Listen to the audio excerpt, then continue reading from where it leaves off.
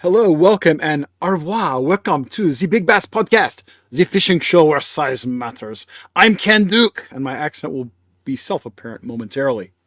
Oh my gosh. Yeah, and I'm Terry Battisti. Our producer and engineer is Nathan Benson. In this episode of the Big Bass Podcast, we're going to take a deep dive into the story of Lake Perris. Uh, Lake In Perris, for those of you, France! yeah, not in France, actually in Paris, California. Oh, okay. Yeah. So for those of Well, you that's not old enough to remember Lake Perris and what was going on there down in the 70s and the 80s, Lake Perris was the first lake outside of Alabama where they brought in spotted bass and tried essentially another experiment. But the experiment they were trying wasn't to raise a new world record spotted bass. It was for some other things that we were going to go into a little bit later. So, not just spotted bass, Terry Battisti, but Alabama spotted bass, yeah. the type of spotted bass, the subspecies of spotted bass that Yep. grows decidedly larger than any other. And this experiment would turn out to become just as notable in the spotted bass world as the Florida bass experiment that was carried out in the late 1950s by Orville Ball in the Yep. San Diego area lakes. In fact, this experiment might be even more impressive considering what it did to the world record, which had existed in Alabama out of Smith Lake for time immemorial, right up to a fish that was caught by Philip Terry in the late 1970s. But not Mm-hmm. everything went great in Lake Perris, as those of us from America call it. And we're going to get into that a little later as well. Yeah. Yeah. So back in episode 25, as Ken alluded to, we tackled the first part of the Alabama spotted bass story with Alabama's world record spotted bass legacy. And if you haven't seen that, might be good to go back and check that episode out. And in that video, we went through the timeline of record spot catches in Alabama, ending with Philip Terry's final Alabama world record caught in 1978 from Lewis Smith Lake. And today, what we're going to do is we're going to pick up that story where it ended and go out to Lake Perris, California. So, And hey, mentioning Philip Terry, before you jump into the Lake Paris story here, Terry, Philip Terry, where are you, man? We want to have you on the show. If you know Philip Terry, if you can put us in touch with Philip Terry, we're going to roll out our email addresses a little later in the show, but we would love to have him on the Big Bass podcast. That would be a lot of fun. I know yeah, I would enjoy it. Terry would love it. So let's try to make that happen. And we can do it, folks, with your help. Little APB on Philip Terry. yeah. And actually, I've got another addition to that that we'll get to a little bit later in this show because it would be cool to have the two on, don't you think, Ken? It would, but I don't want to cut anybody short. But yeah, we could potentially have two world record holders on the same show, Yeah, which would be pretty neat. yeah, and we'll get into that in a bit. So anyway, so Lake Paris, why Lake Paris? You know, Paris was another one of these lakes that they're building or reservoirs that they're building in Southern California because Southern California is a desert that has no water or anything. Yet all these people are flocking there starting in the late 50s, but it really stepped up in the 70s, 80s, and 90s, and they needed drinking water in order to feed these people. And so in the 60s and early 70s, they were building a aqueduct system called the State Aqueduct Project or the State Water Project. And essentially, what this aqueduct was doing is it was bringing water from the Sacramento River up in Northern California, running at 444 miles down the state in the California Aqueduct, and then it was distributed into four brand new reservoirs that were being built. One of them being Lake Pyramid, next would be Lake Castaic, then Lake Silverwood, and it would terminate in Lake Perris. And it just so happened that Castaic and Perris were the last two reservoirs that were actually brought online and open to the public in that 73, 74 timeframe. Perris was built in Riverside County. And essentially, what they did is they put a 2.1 mile long dam across the valley. That's a long dam. Go ahead, Ken. It is a long dam, but like most of those lakes in Southern California, it's not a gigantic lake. You think, No, wow, 2 mile long dam, that's going to be 7,500,000 acres, but yeah, not even close. These no, canyon no, reservoirs are not like that. no. It was, in fact, this is a real flat canyon. And essentially, if you look at Paris, we'll have an aerial for you up right now. It essentially looks like a, use your imagination. It looks like a square, whereas the dam is one of the sides. It's a pretty nondescript lake, um, but that dam ended up becoming one of the premier spots to catch these big spots as time would prove. When it was completed, like Ken said, it wasn't a big lake. It was only 2,320 surface acres.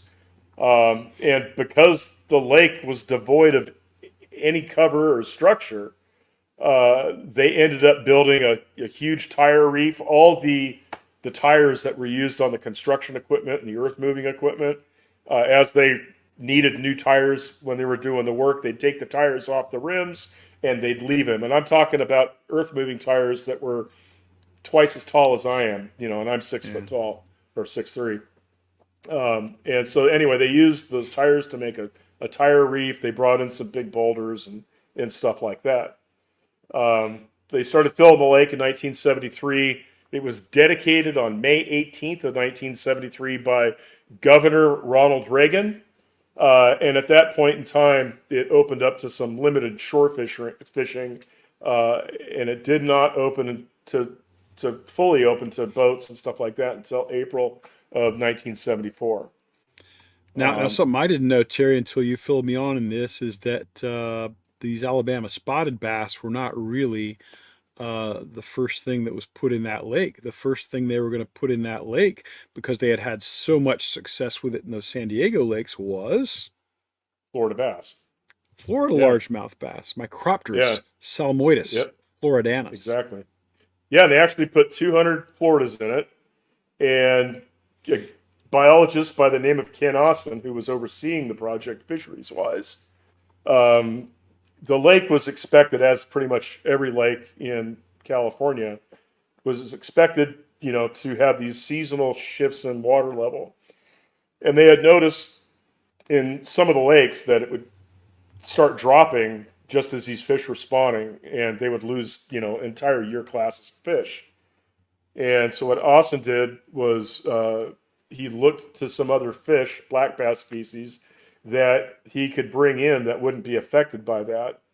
Smallmouth were out of the question because the lake just gets too damn hot. It's in the middle of Riverside County, which is essentially a desert, and you'll have a couple of months in the summertime where the temperatures don't get below 95, and daytime temperatures are 105, 107. And that's temperature. That's not heat index. So it's hotter than hell out there. And that really left him with looking at the Alabama spotted bass. The Alabama spots spawn in deeper water.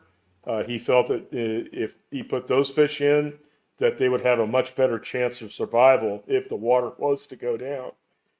And not only that, they're more of a pelagic fish. They roam, they school, and they fight. And they're known for, really good sporting. And that's why he went with it. And he had no idea that they would be able to grow a world record, none whatsoever.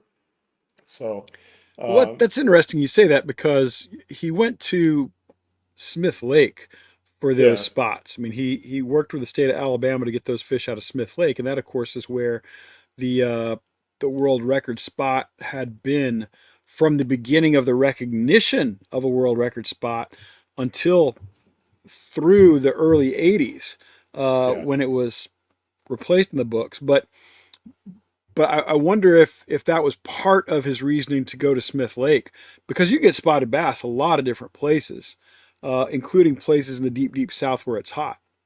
So I read that he did not want the Kentuckies. He did not want Kentucky's because they can take over a lake. They don't get that big. And he did not want a lake run over with 10 to 14-inch fish. He wanted a fish that was going to grow quickly, that was going to provide some sport, and possibly table fare. He was looking for a 3 to 4 pound fish. Not to say that back in the back of his mind with the success of the Florida bass experiment, that he was thinking, maybe we can grow a world record out here for this too.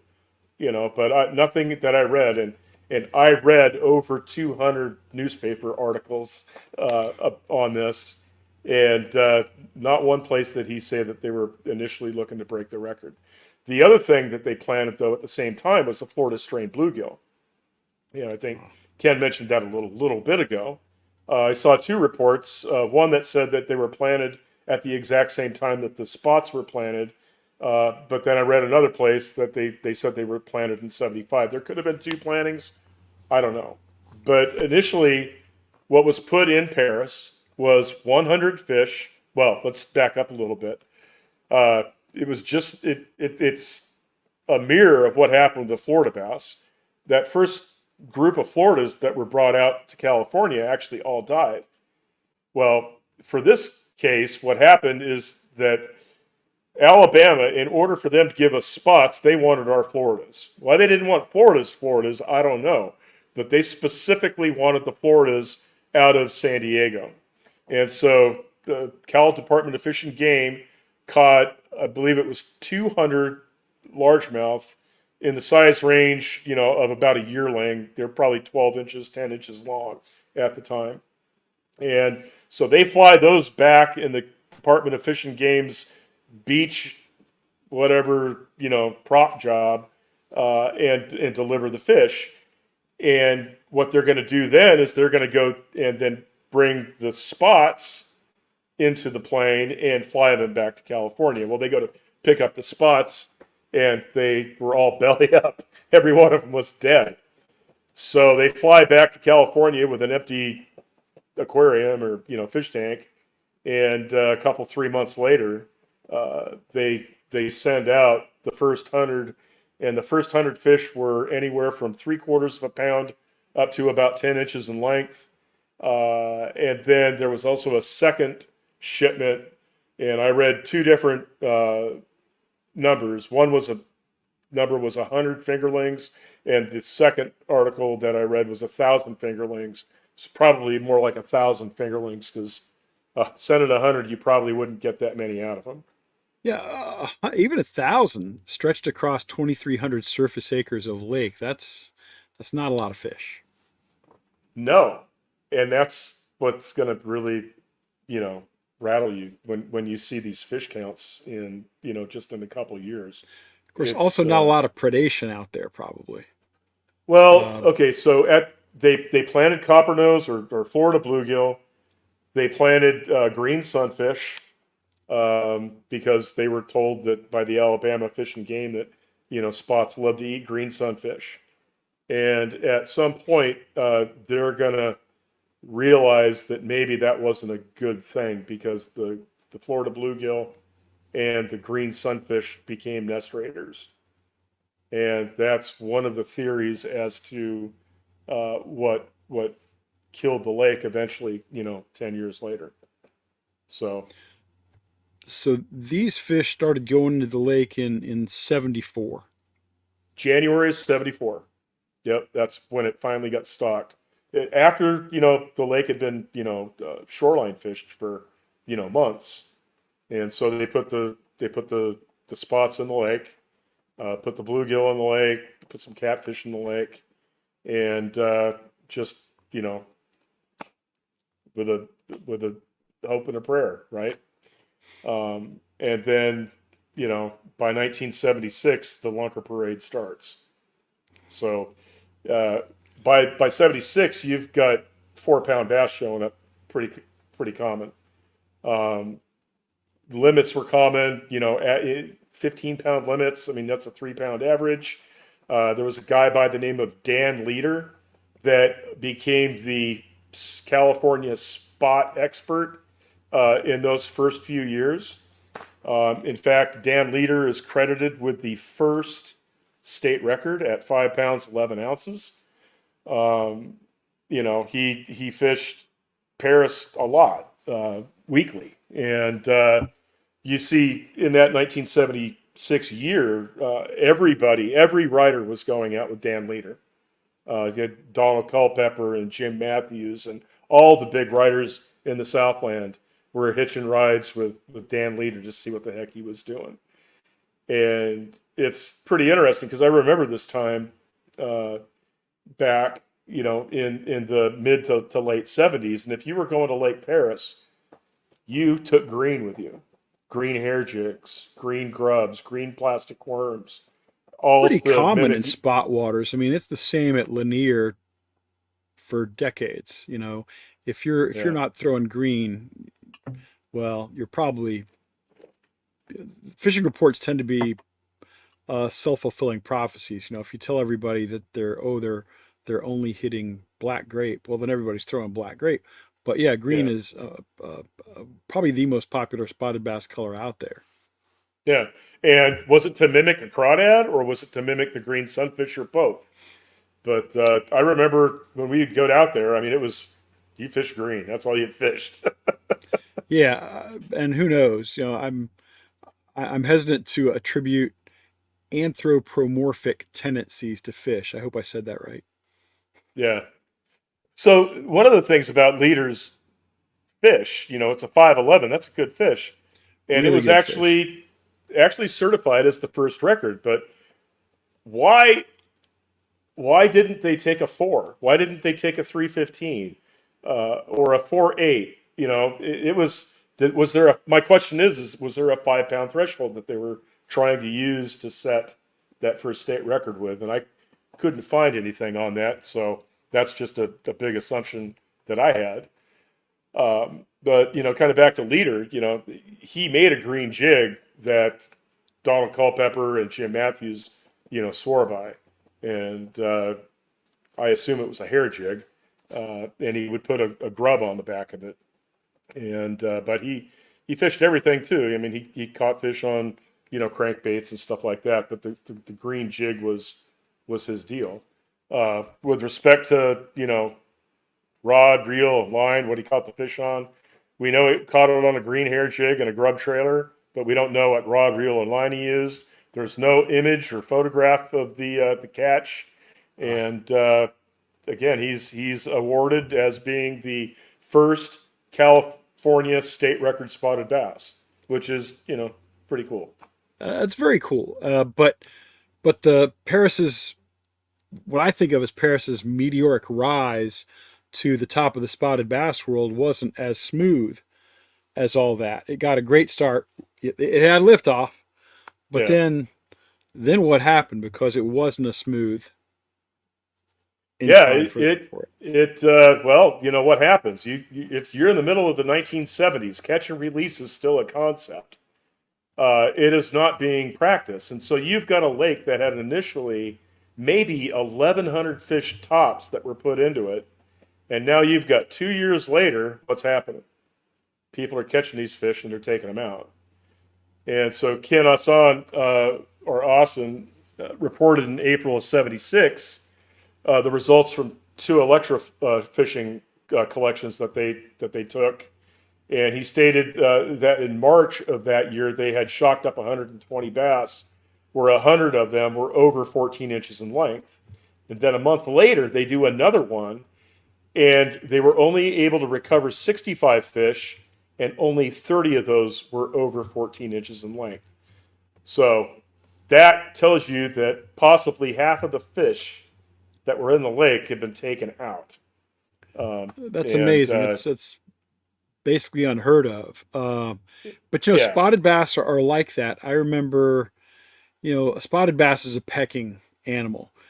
It may not always take a bait completely to where you can get a hook in it, but a spotted bass is going to peck at stuff. You're going to get bit if you're around spotted bass. And I remember seeing them in aquariums at Georgia outdoors shows.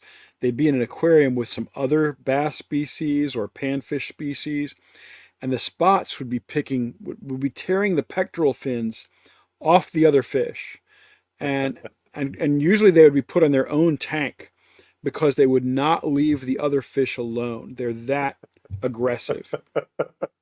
So I guess I'm not Oh, surprised. I guess I'm not surprised if you have some fairly sophisticated anglers out there who are accustomed to fishing some deeper water and using some finesse tactics and lighter line. I'm not surprised that they could put a hurt on them. yeah, and you're going to see that exact thing come, a few fish later. They're going to be talking about the light line they're using and these finesse tactics and anywhere from 25 to 50, 60 foot of water. Um, Austin, attributed the decline. And remember, this is an experiment. So they actually have Department of Fish and Game biologists there, and they're doing creel samples of most likely every boat that's coming out of the water. And they were recording anywhere from 200 to 250 spots a week being taken from the lake. That's a lot of fish. That's amazing. Um, Any idea what the creel limit was back then? Was yeah, it it was five. It was a five fish limit, is that 12 inch all? minimum, 12 inch Wow. minimum. Yeah. They put So that kind of hurt on it. yeah, absolutely. I mean, that's a lot of limits. 250 fish, right? Yeah, it is. So yeah. That's brutal.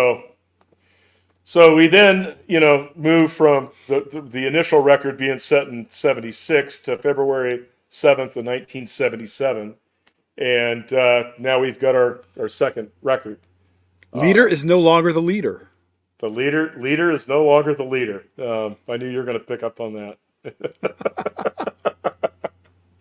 Anyway, so a guy by the name of James Tatum catches the second record, and he moves the record from 5'11" all the way to 7'2". This fish is 21 inches in length. We don't know the girth. It And had to be 40 inches in girth if it was only 21 inches long. it's pretty amazing. I mean, you It look at might have these. been a 22-inch girth or something like that because to be 21 inches long and to weigh 7 pounds 2 ounces, that is a fat fish. It's unbelievably fat, and we actually have the picture of this fish, Oh, and wonderful. it is fat. And when we get later into some of these eights and nines, you're gonna see fish that look like boxes or Oh, basketballs. I've seen a lot of those fish. You know, the Jeff Matthews fish, and which we'll get into the Gilbert Roe fish. Yeah, they look like Yeah, they would. If you took a needle to them, they would pop. exactly. And go shh. Yeah, exactly. Then shoot through It's the like air. a balloon. Yeah, they're just big, totally screwed up looking fish. But So anyway, that's a huge jump. That's a 1 pound, uh, 7 ounce jump, which is yeah, ridiculous. Ridiculous yeah, when you're talking about a fish that's 7 pounds. To have that kind of it's gap is insane. it's insane. Yeah, and remember, I mean, this fish was planted as a 3/4 pound or 10 inch fish 3 years early. So they got the feed bag on, and they're putting some damage to the crawdad population, the shad population, and in this case, the green sunfish population. And from Um, what you've explained about Lake Perris, there's not a lot of places for bait to hide. no, it's a sand bottom, essentially. I mean, the lake was built in this. It used to be farmland, rangeland, and it was just juniper trees, which don't grow very high out there, and sagebrush. That was it. Nothing else. Maybe some rocks. Of course, the dam was all rock, and they had the tire reef, and that was it. You'd be out there graphing, and if you saw a rock that was out in the middle of nowhere, I mean, boy, you metered it and found it and dropped a buoy on it and fished the hell out of it because there might be 30 fish on it. It's the only structure or cover in the miles. So that was it was it is an interesting lake. Um, but back to Tatum, he was no stranger to spotted bass. He actually wasn't from California; he was from Kentucky. grew up fishing Kentucky spots, knew how they acted, and he was practicing his spotted bass skills on Perris. And in December of '76, he actually weighed a 25-pound limit. So he had the first 25-pound limit. It was the state record 5 bass limit for quite a long time, well, a few years. And his big fish in that limit was 5'9", and his smallest was 4'8". So, I mean, they were all cookie cutter fish. Yeah, a lot of clones in there. Yeah. Very He impressive. caught the big fish on a Bagley's deep diving plug. Now, No I don't know doubt if it was a, designed by our friend Lee Sisson. most likely, Lee, absolutely. this guy Tatum, he owes you. Yeah. Yeah. In the picture, he's even wearing a Bagley's Better Bait hat. So it's pretty cool. I bet That's Lee not bad. sent him some bait. I'm sure Lee heard uh, about that when it happened. oh, there's no doubt. There's no doubt. Tatum referred to himself as a topwater fisherman, but that he also used cranks, jigs, spinner baits, and grubs. And we, like I said, we do have a picture of this fish, and that was the second state record spotted bass taken out of California. An October of that year, Austin and the biologist actually did an underwater dive sampling expedition, and they also did an electro fishing expedition. And in the dive that they did, Austin said that they saw fish that were, 8 to 9 pounds.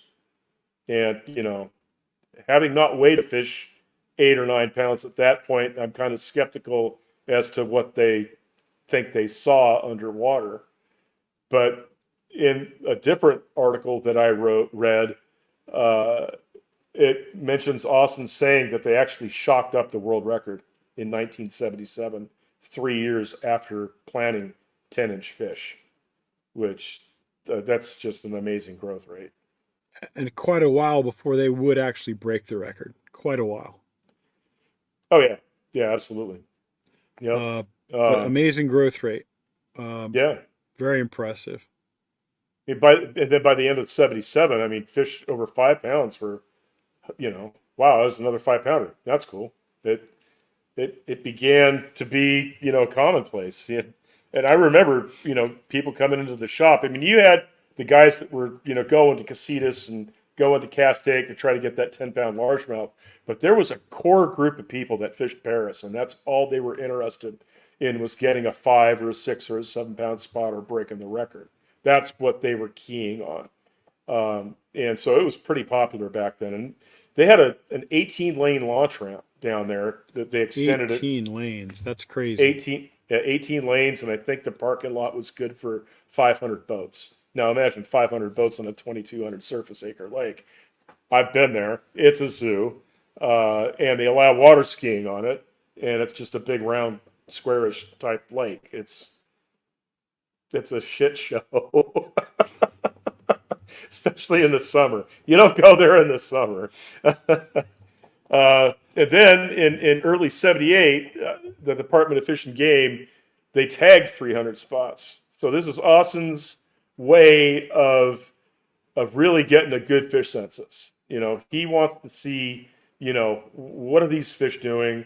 How many are in the lake and stuff like that. And so he tags 300 fish from 1 to 6 pounds. I mean, they're doing everything in their power to collect data to make sure that this experiment goes the way it's supposed to go, because they're not just going to plant spots in Perris. They're planting them in San Vicente, Millerton, New Hogan, a bunch of lakes up and down the coast. And he wants to make sure that they understand what is going on with these fish. And, they collected a lot of good data, from those 300 fish. In fact, when the article was written about those 300 fish, it was about a month after the tagging, they had already had 40 fish reported from the tags. So that's a pretty good return, especially for a tagging program. But you got a 2,300 acre lake, so maybe that's not too unbelievable. And it's about this time, as you have laid out for me, that I think certainly the guy who has the argument as being the greatest trophy spotted bass angler of all time comes into the picture. Yeah, Gilbert Roe. He, You want to? he's on the short list. If he's not number one, he's on the short list. Yeah, go for it. Oh no, Tell us about. I'm saying he was a man from San Bernardino, California. Yep.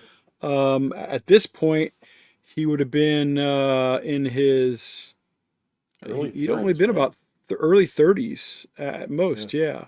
Because you point out that he kind of came on the scene um, in the late 70s, 78. So he would have only been about 30, 31 years old at that time. Yeah. And one of the things that fascinated me about Roe, and I guess I first found out about him in the pages of Bassmaster magazine back then, was he was doing at least some of his fishing from the shore. Yeah. And from what you've shared with us earlier in the show here, that earthen dam with what I guess was riprap walls was a terrific place for guys to have. Well, it's classic spotted bass territory, a rocky substrate, a sharp drop off, crawdad central. This is exactly where a guy like me from the east would expect to find spotted bass, easy access to deep water. Well, that was not a secret, obviously, and Roe was obviously a master of exploiting it. Yeah, and they had a bike path across the entire 2 miles. So you go and you fish it enough, you learn the spots that are going to hold fish, and you take your bike and you ride the dam and you go to your first spot, and if it doesn't pan out, you walk up the rock and get on your bike and go right back down. And in the early writings that I was researching, he was fishing a boat about 50% of the time, according to what he was saying. But as those years got along, it sounds more and more like he just stuck with the bank fishing. He talks about in the early days, he talks about, using bait to find the fish and then switching to artificials. But then in the latter years, it's just he's using mudsuckers, he's using water dogs and crawdads pretty much primarily. And we hope to have Gilbert on, the show. Gilbert's still alive. He's active on Facebook, and would be awesome to have him on just to sit down and talk to him, because not only is he a former world record holder, he has held up to 6 or 8 line class records over the years, all for spotted bass, all out of Perris. Yeah, this guy is a scary good, not just a trophy spotted bass angler, but we've seen from his Facebook page that this guy does a lot of saltwater fishing. He's obviously very successful with a multitude of species, and his record on big spotted bass, though as far as I personally know, is almost exclusive to Lake Perris. His record on big spotted bass is unparalleled. Yeah, yeah, and we'll talk about that a little bit later when we get into the latter years of Perris here. But next on the line is the third state record. It was caught August 21st, 1978, or excuse me, October 21st, 1978. So you've got, what is it? The second fish was in 77. A year and a half later, the third record's caught. This fish weighs 7 pounds, 6 ounces, and was caught by an angler by the name of Robert Tolliver of Ontario, California. The fish was caught on a green with a black striped plastic worm. I remember this worm. It was called the Butler worm, and it was a hand pour. Pretty cool. In fact, I've got some somewhere in one of my old tackle boxes sitting in here in the garage somewhere, and I Hand looked pours for in it the late for '70s were big deal in California. huge. Oh yeah, it was Smitty worms. It was that was huge. It was giant. Smitty worms were the thing to use, and the style of the worm was called the Butler worm. It was a short, stubby, 4-inch, fat profile, kind of a spade tail bait. And it was named after the guys that designed it, was Rick and Arnie Butler, who were huge in the Southern California team events back in the day. In fact, my first tournament experience was not very good with Rick and Arnie. They were ruthless. They cut me off of the spot that I was wanting to go to as a Bastards. 14-year-old kid, and not being aggressive as a 14-year-old, I got totally taken advantage of. They were having a championship tournament on Lake Isabella, and I was fishing a club tournament at Lake Isabella, and they ended up getting second in the championship. And if I had gotten to that spot first, I would have won the club tournament. But as it turned out, I got fourth. But anyway. And here we are 45 years later, and they're paying for it on the Big Bass Exactly. podcast. Exactly. Butler So Brothers, anyway, back was to that their name? Butler Brothers? the Butler brothers. Exactly. Yep. Butler Brothers suck Rick it. and Arnie. Anyway, Robert Tolliver, on the day that he sets this new record, he not only had a state record, but he had a 24-pound, 14-ounce limit. So I mean, the fish were going, and he caught it off the infamous tire reef off of Alessandro Island. And tire reef's going to end up becoming a parking lot for big fish. How long was this tire reef? How It was how long did big. it measure? It was big. Are we From talking what a couple hundred yards, or what are we talking about? I think it was more like 100 yards by 100 yards. It was big. It might have been 50 yards by 50 yards. It's kind of hard to determine distances out there, especially in the days that you're looking for stuff on shore to line yourself up with. It wasn't GPS and all that crap. I mean, you had Mert Monganel's map of Lake Perris that was essentially hand drawn, and it had the tire reef, just circles, out there in the middle of nowhere off Alessandro Island. And you'd go out there and you'd meet her, and because these tires were so flippin' big, I mean, they showed up on a graph or on a flasher pretty easily. But yeah, it was a big deal. Tolliver was a serious bass angler. I mean, he fished the Western Bass Circuit out there at the time. And in one of the articles that I read after he caught the state record, he alluded to, fishing in that 20, 25 foot of water region, which is where that tire reef would have been, using a technique that was only about 2 or 3 years old at the time called doodling, that Don Iovino had recently made popular. Mr. Iovino comes into the story. Brass and glass. This is before brass and glass. This was lead and plastic. Lead and or plastic maybe lead and what glass, it was. or maybe lead and glass, but lead. There was no glass. Yeah, there was no glass at this time. I remember I went to a seminar in 1976 at a tackle store called Anglers West, and he was given. There's always been glass beads. Don't kid yourself. Well, there's always been glass beads, but he wasn't using them at the time. No, he was just using a 3/16 ounce sinker that Jim Smith, Smitty Worms, was painting for him. So he'd take these, old bullet weights, and they would paint them brown, and then they'd do a spray coat of black, or they'd paint them purple and do a spray coat of black, or brown with a spray coat of orange. It was, high tech stuff. 33 637 Mustad worm hook.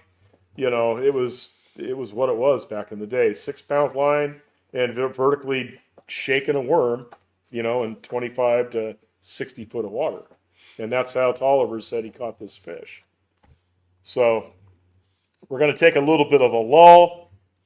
Nothing happens in 1979. Yeah, they're catching fish in the 6-pound class. And then May of 1980 happens, and you've always got to have a bad story when it comes to chasing the record, right, Ken? If there are no bad stories about chasing the record, then I start not to believe the stories at all. It's not a record chase, right? It's not a record chase. Come on. Yeah.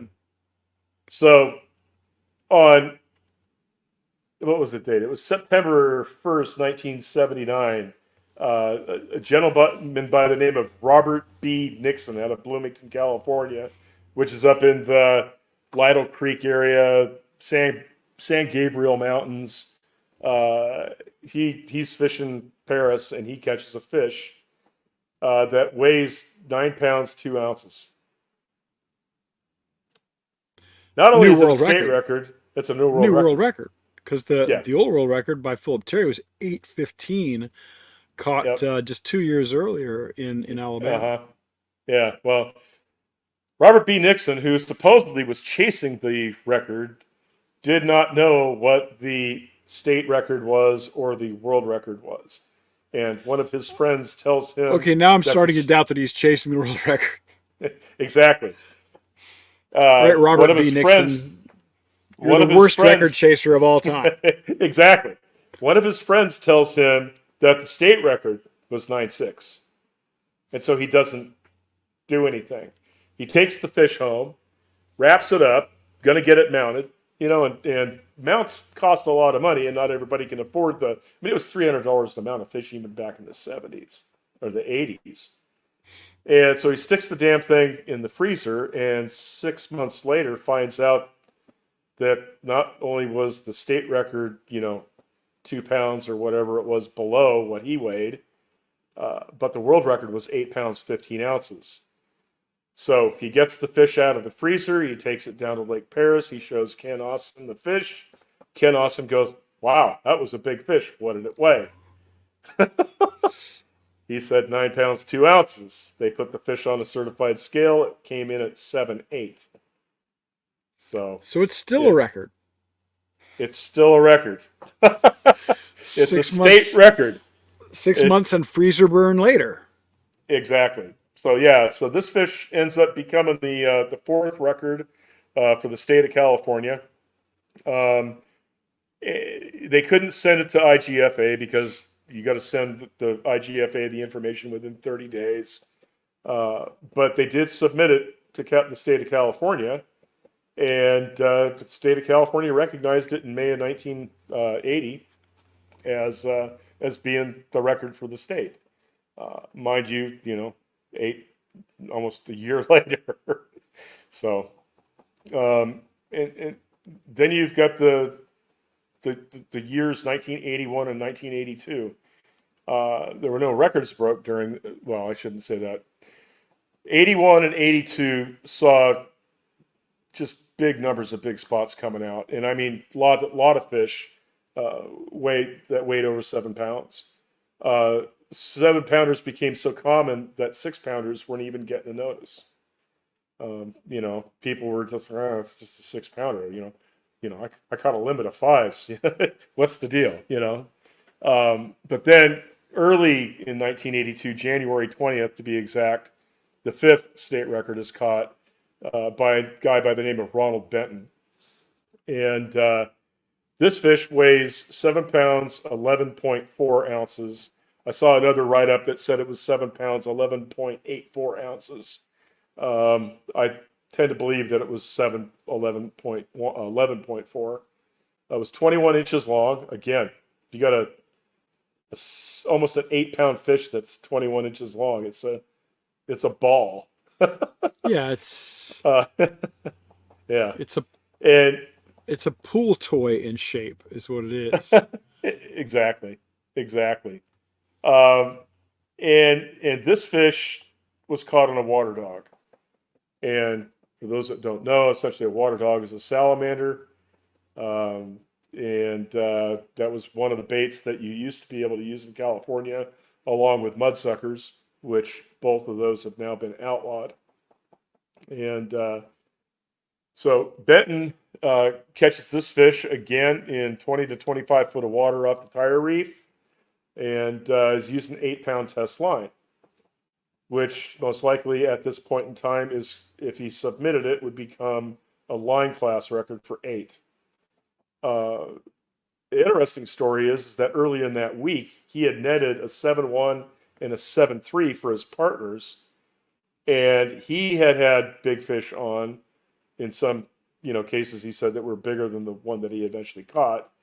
that he lost. He either broke off or the fish came unbuttoned, and so he was starting to think that he was bad luck for himself, not for his friends. And then he gets the state record, 7 pounds, 11.4 ounces. And not only were those 3 sevens caught by Benton and his partners, but a guy by the name of Bob Cherepko of Yorba Linda weighed a 7.9. And then I believe it's a woman, Alvina Hockman of Perris, weighs a 7.6. Cherepko's fish came off the tire reef, and then Hockman's fish came off the dam. And if you remember the show that we did on Lake Casitas, the rise and fall of Lake Casitas, you might recognize Cherepko's name, because Cherepko actually had the Casitas Lake record for a while with a 15 3/4 pound fish before Bill Beckham bumped him with an 18. And Cherepko, has turned his sights to no longer chasing the largemouth because, we got Ray Easley, he's got a 21. And what are the odds of breaking the world record for that? It's probably easier odds to go down to Perris and try for a world record spot. And we'll be talking about Bob Cherepko here shortly. And by shortly, I think you mean right now. Yeah, exactly. Because it didn't take long for Cherepko to get like 4 days. Yeah. Yeah, that's exactly right. Didn't even wait a week. So Benton catches this fish on January 20th. And Cherepko goes back on the 24th. And he catches the 5th record. Or the 6th record, excuse me. This fish weighed 7 pounds, 13 ounces. So it was, an ounce and something, bigger than what Benton's fish weighed. Again, that fish was caught off the tire reef on a water dog. So now Cherepko's got the limit. The funny thing about Cherepko is that he didn't report it initially. He caught the fish. They weighed it at the dock. It weighed 7.9. And on the way home, he stopped by the meat market and decides to get it weighed on a certified scale where it weighed 7.13. And so he got the weigh slip signed and witnesses and phone numbers and all that stuff. And he just went home, figuring that before I get home, the record's going to be broken again. And so what does he do? He goes back the next week. The record hasn't been broken. He hands the weigh slip with all the information in to the biologist on the dock and says, oh, hey, by the way, that 7.9 that we weighed last week weighed 7.13. Here's all the paperwork, and essentially tells him the story. And they submit Cherepko for a record, state record, and he gets it. So now we've got Cherepko's got the record. The tire reef's getting more crowded and more crowded every day as all these big fish are coming off of it. And so how long are we gonna wait before the next record is broken? Well, if not for a couple of screw ups, and a couple more screw ups are exactly what's in line here.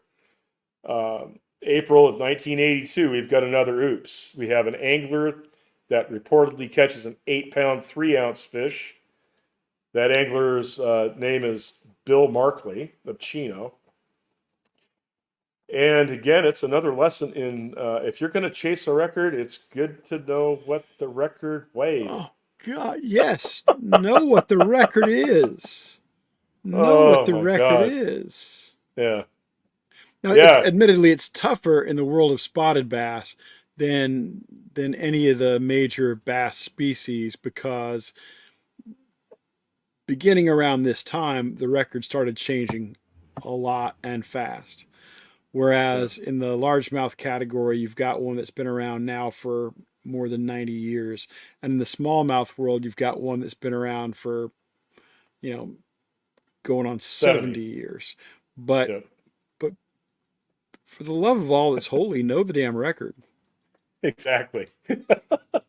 Well, Bill Markley, again, was relying on a buddy of his And Probably I the wonder if same they were. guy who was fishing with whoever it Yeah, was.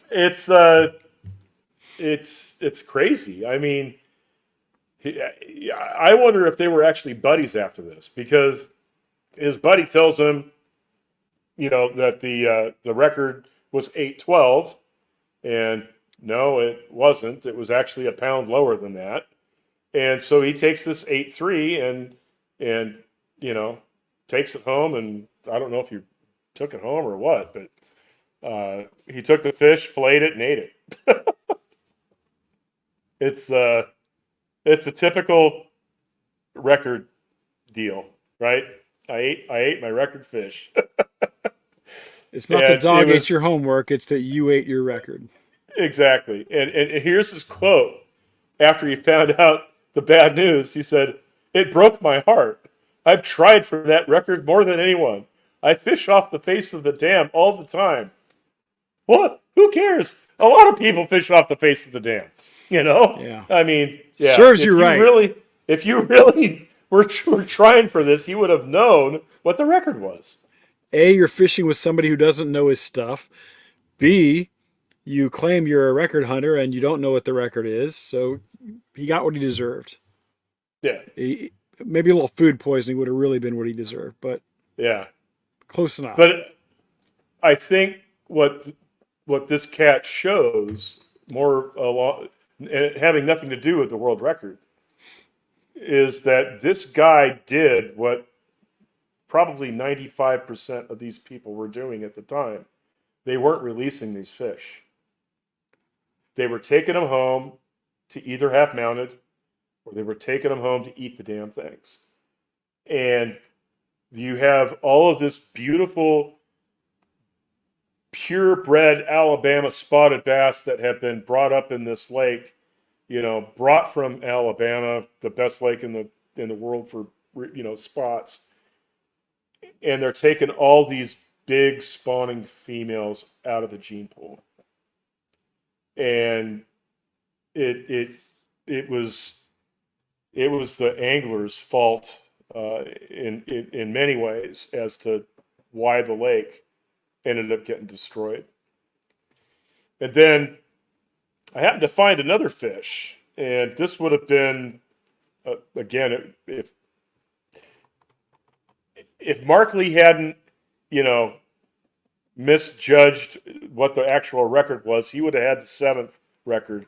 But then I found another fish that I only found it in 2 or 3 articles, but it was never recognized. And it was an 8-pound, 6-ounce fish that was caught on April 9th of 1982 by a gentleman by the name of Robert Harold.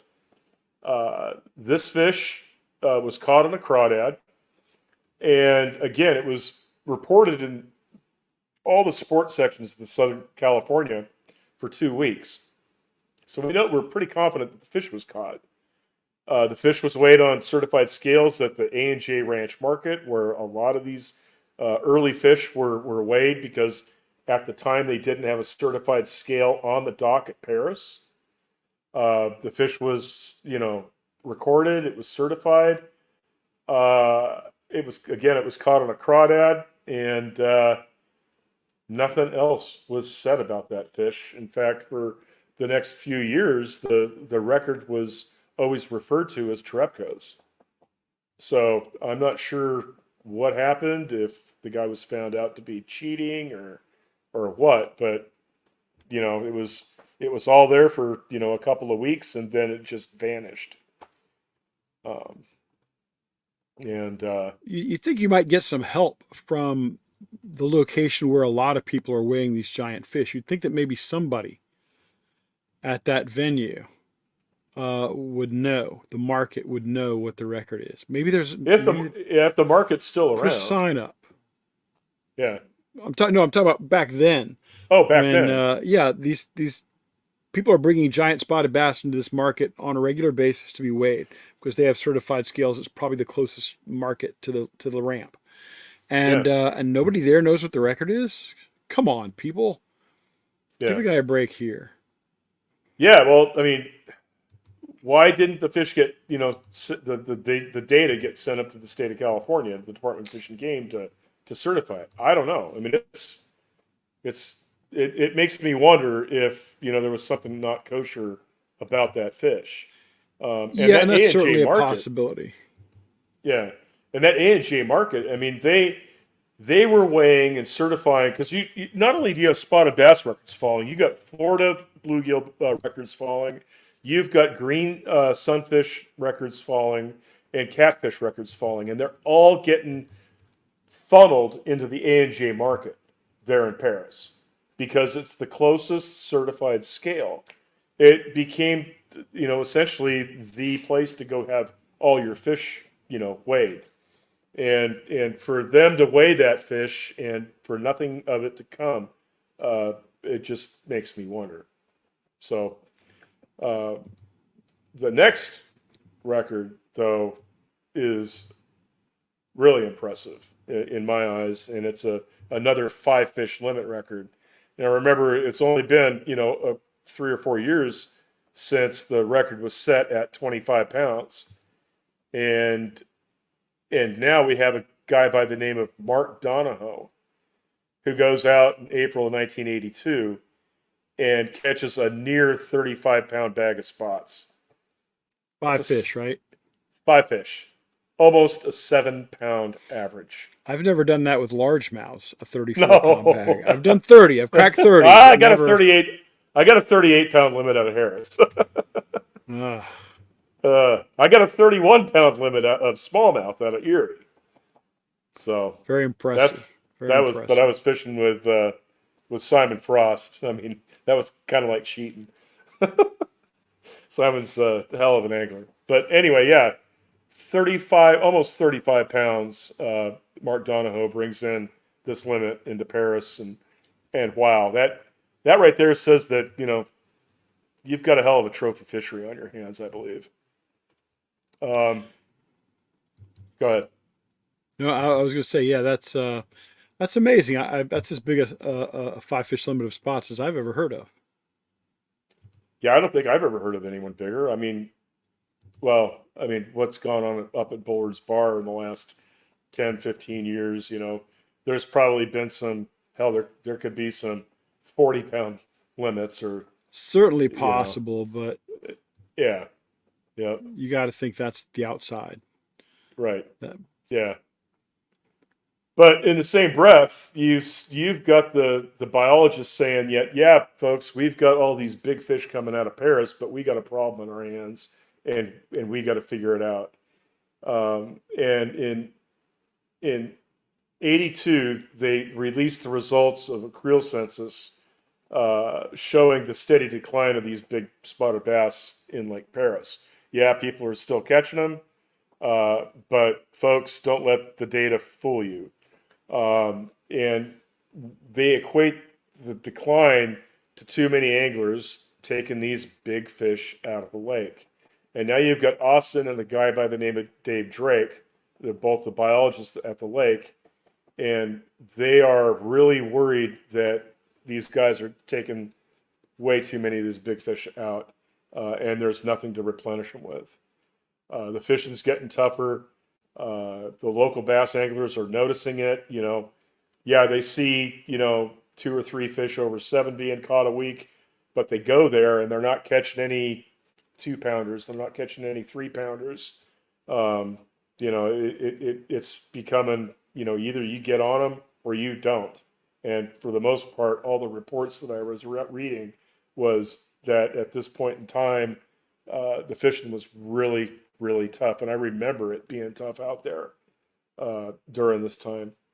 You had a lot of the anglers in that Riverside, northern San Diego area that were saying, "Oh, screw the spots, just stick Floridas in the lake, and we don't have to worry about it." And they're like, "No, we're doing this as an experiment. We've invested millions of dollars into this fishery, and we don't want to do that." Well, then they start threatening. The anglers start threatening. Well, we'll just do it ourselves, and you're going to see, in a couple of years, the results of those threats. So, moving on to April of 1983, we finally get state record number 7 in the books, and it's finally a fish over 8 So pounds. these fish have been in there about 9 years or a little less, and you've already got 7 state records, and you're knocking on the door. You're getting close to the world record. Exactly. Yeah. We got an 8-pound, 3-ounce fish caught by a gentleman by the name of Ray Buchanan. And Buchanan was a regular at the lake. And when he didn't have a guide taking him out, because I believe Ray did not have a boat, Ray was fishing the shore. And he was fishing the marina or he was fishing the dam. And he fished crawdads. And it just so happened on this day in April of 1983, he's fishing the marina with crawdads, and he hooks an 8.3. And the story is that Buchanan claims to have hooked that fish 3 other times and broken it off all 3 times. And then finally, on the 4th time, he gets the fish up to the shoreline, and he's got a brand new record. The amazing thing about this fish is that Dave Drake, the biologist, takes a scale sample and finds out that this fish is not one of the originals. It's actually a fish from the crop of 1978. So this fish is 5 years old, and it weighs 8 pounds. So the growth potential is astonishing. And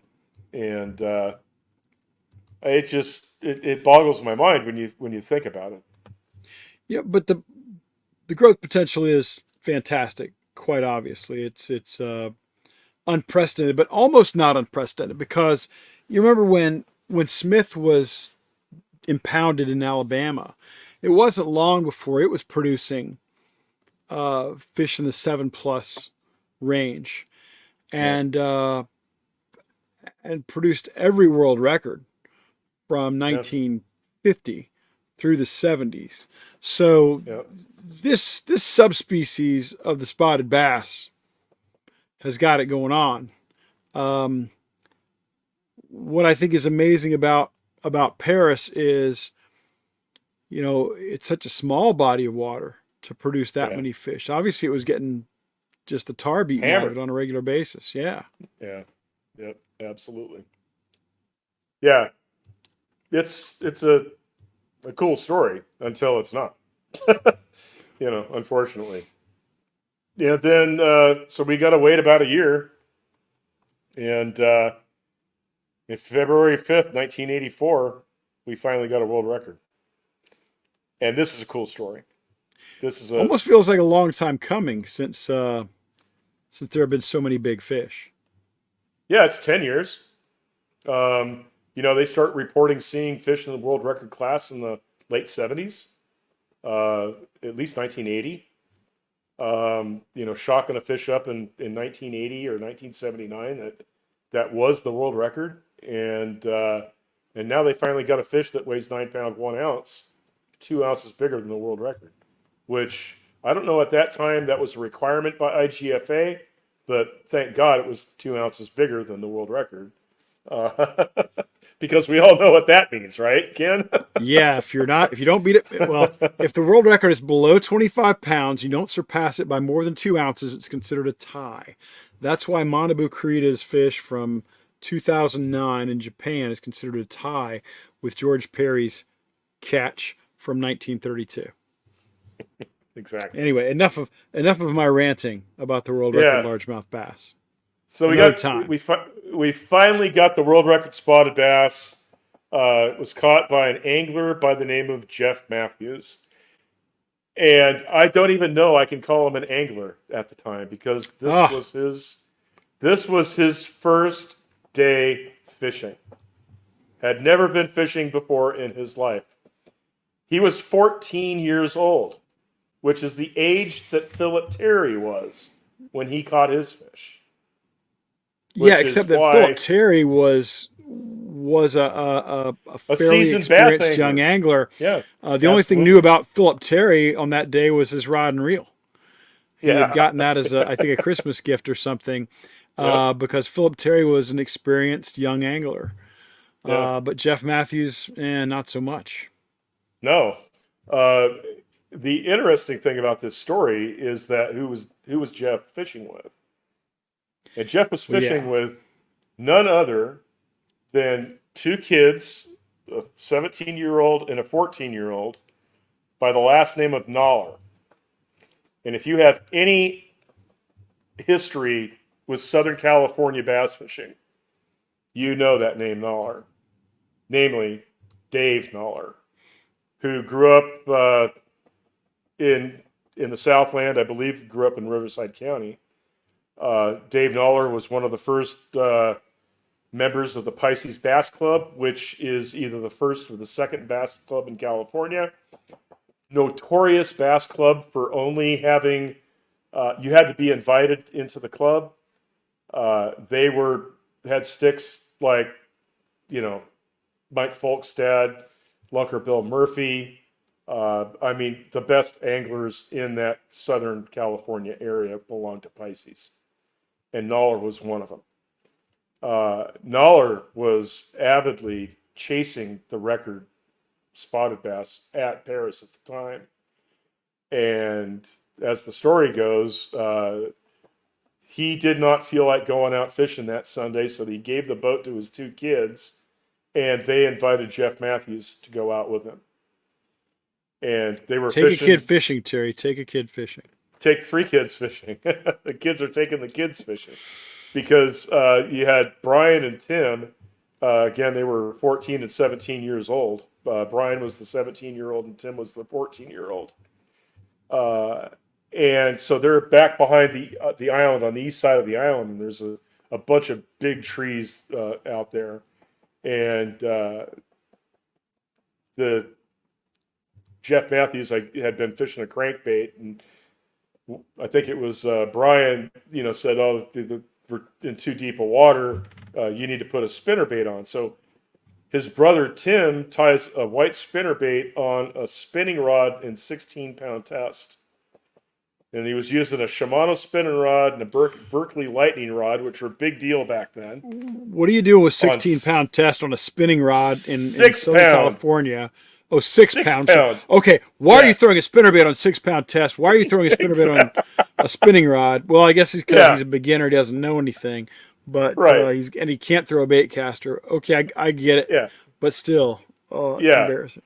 And I mean, within a few casts, I guess. I mean, he hangs his fish, and they said that the fish pulled hard, but it didn't fight very long. They had the fish to the boat in 3 minutes or so. And I can imagine what Dave was feeling after the kids got to the dock and they weighed the fish and they called Pop up and said, "Hey, Pop, Jeff just broke the world record."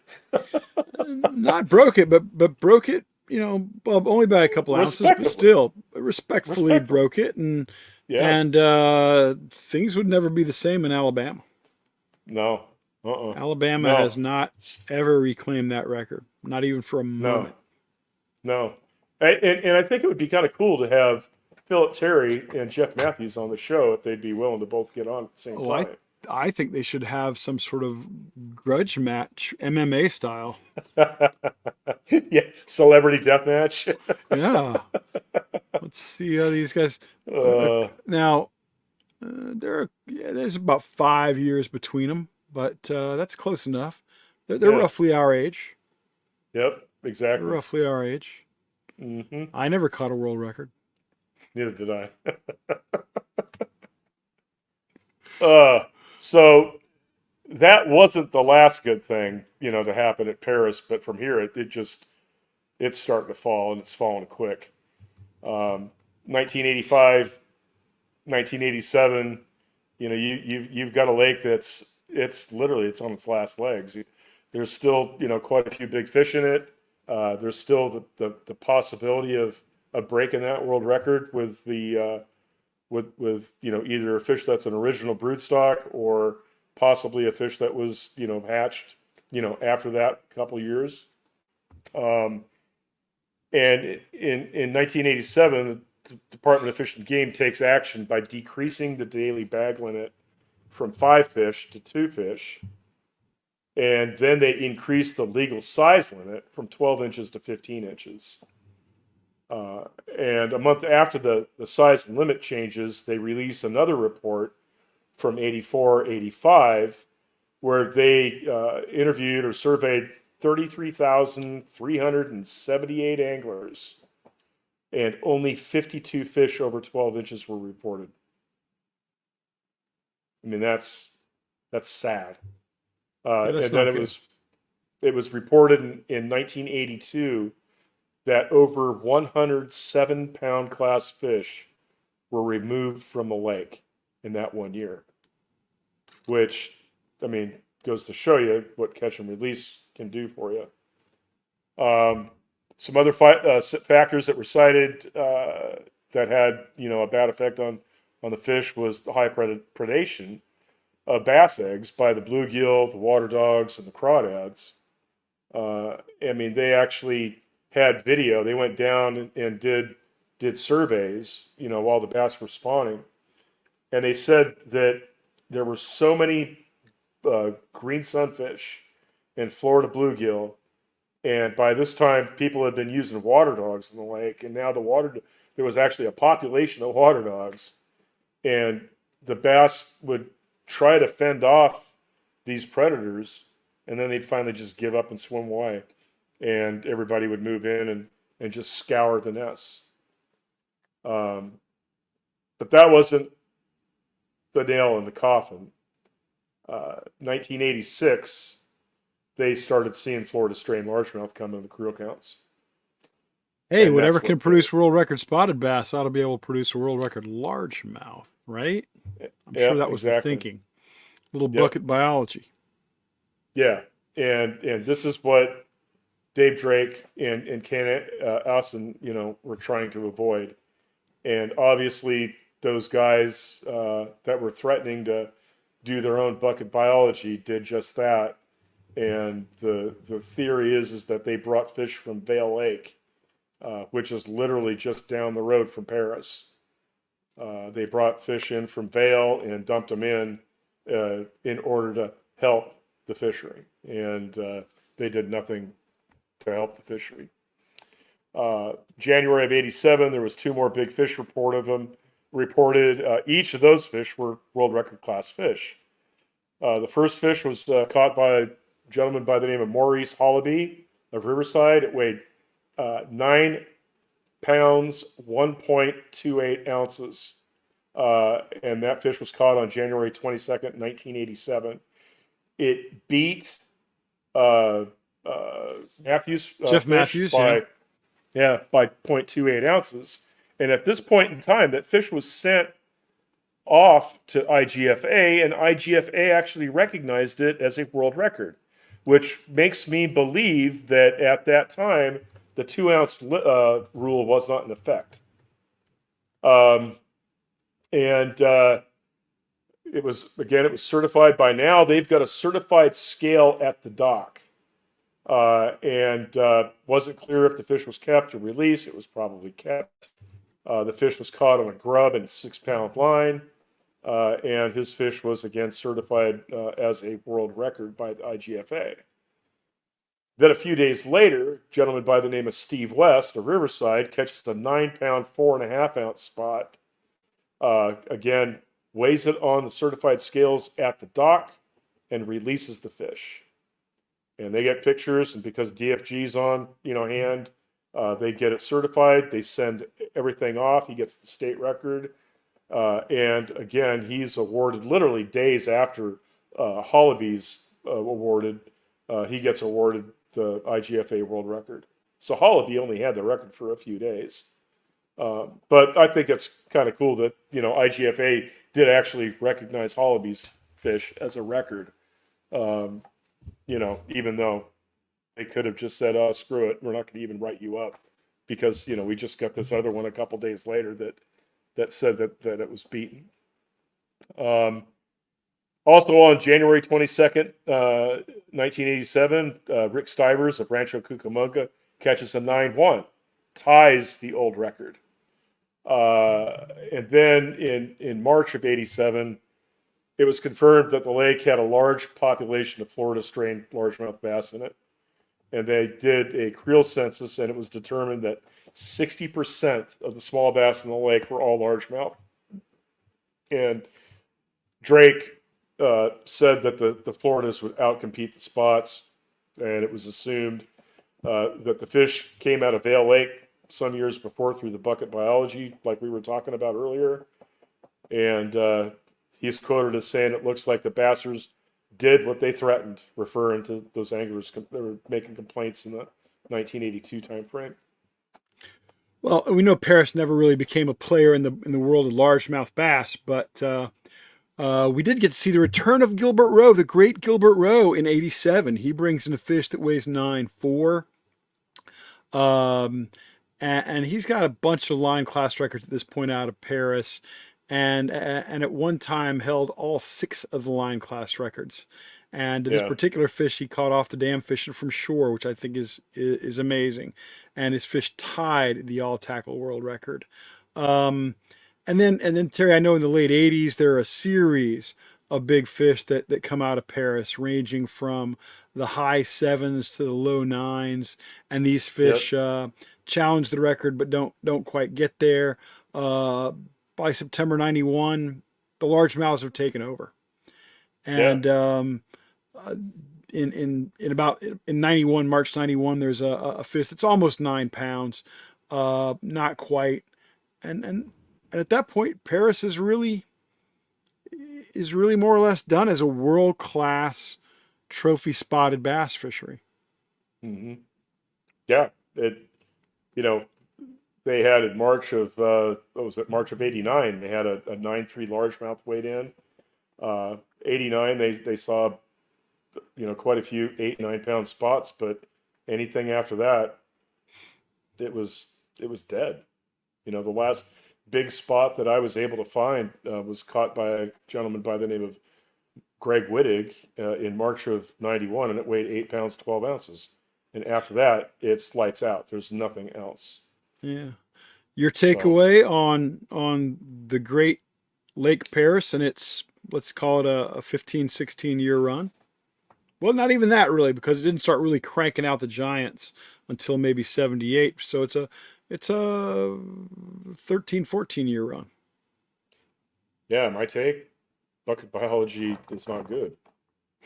There's a little bit of bucket biology that put it on the map, but it was a lot of bucket biology. It was done by a biologist. It was done by a biologist, yeah.